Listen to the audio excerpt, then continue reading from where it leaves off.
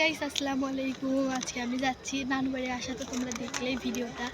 এবার যাচ্ছি হচ্ছে আমি আমার মামির আমার মামার একটা ছোট্ট ক্ষেত আছে, সবজি চাষ করার ক্ষেত আছে।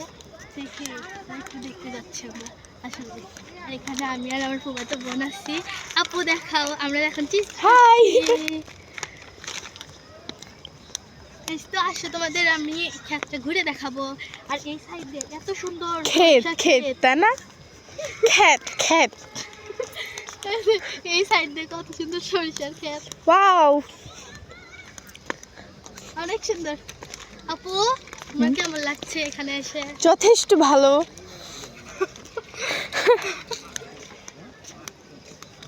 সবাই তো লাগছে। বল গাইস দেখেন, আস্তে আস্তে দেখে গেলাম একটা আলুর ক্ষেত। ক্ষেত ক্ষেত নট ক্ষেত, ক্ষেত। গাইস দেখেন, এখানে ক্ষেত আছে।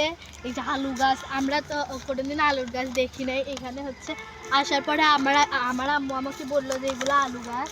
তো গাইস দেখেন গাছ। তো আসেন গাইস দেখেন, এই সাইডে মূলা চাষ করা হয়েছে।